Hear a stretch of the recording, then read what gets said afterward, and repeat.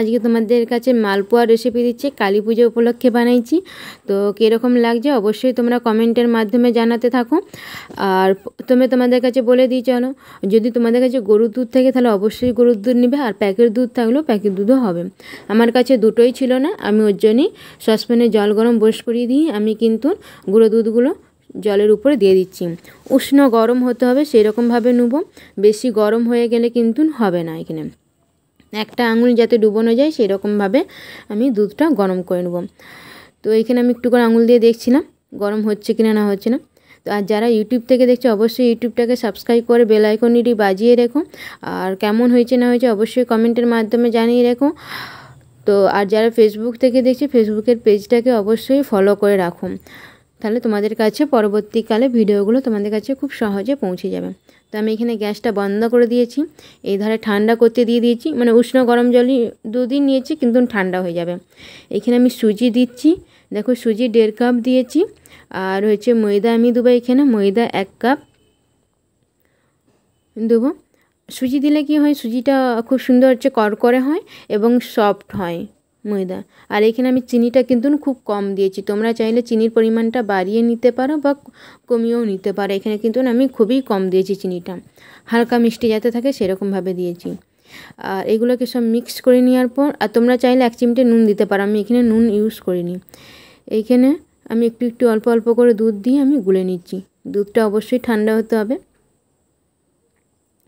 আর যদি ফ্রিজে তোমরা দুধ রেখে থাকো তাহলে ফ্রিজ থেকে অবশ্যই মানে 1 ঘন্টা আগে বার করে রাখবে, তাহলে দুধটা নর্মাল টেম্পারেচারে হয়ে গেলে সেই দুধ দিয়েও তোমরা করতে পারো, দুধ গরম করার দরকার নেই।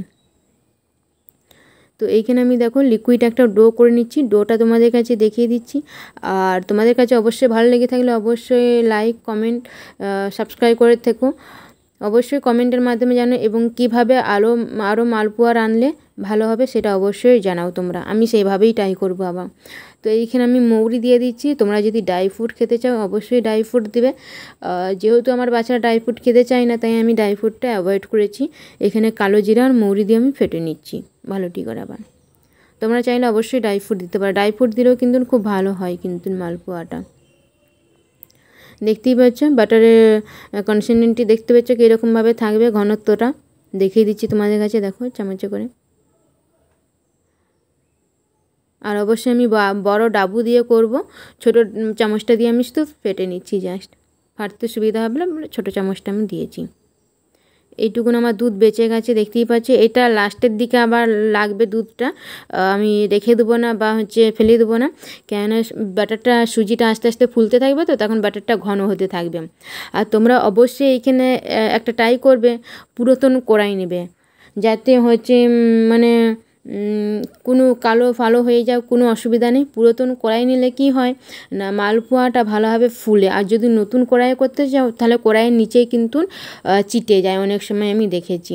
তো অবশ্যই পুরাতন কড়াই নেবে। আমার কাছে এরকম একটা পুরাতন কড়াই ছিল তাই আমি পুরাতন কড়াইটা নিয়েই দেখাচ্ছি। আর লোহার কড়াই হলেও কোনো অসুবিধা নেই তোমাদের। তো আমি একটু জাস্ট তেলটা হয়েছে কিনা 1 ফোঁটা দিয়ে দেখেছি। তা তোমরা চাইলে সরষের তেলেও ভাজতে পারো বা রিফাইন তেলে ভাজলে কিন্তু খুব ভালো হয়। দেখতেই পাচ্ছ আমি দিয়ে তুলে নিচ্ছি।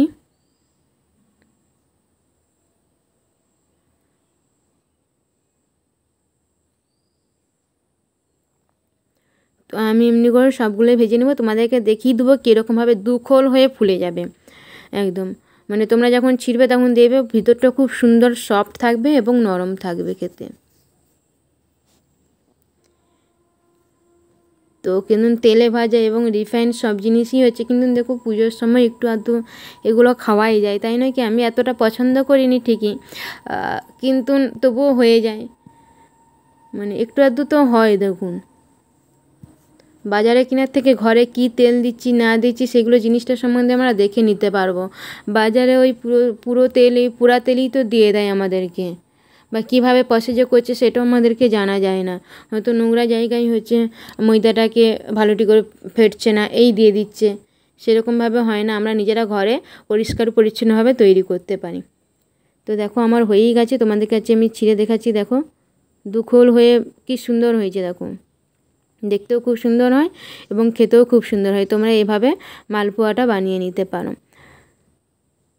তো আমি এইখানেই ভিডিওটা শেষ করব। দেখো তোমাদের কাছে আমি একটু খেয়ে দেখিয়ে দিচ্ছি। তো খেতেও খুব সুন্দর অসাধারণ হয়েছিল, প্রত্যেকটাই ফুলবে, দেখতেই পাচ্ছ। চলো এইখানেই ভিডিওটা শেষ করব। ওকে, বাই বাই, পরবর্তী আবার ভিডিওতে দেখা হবে।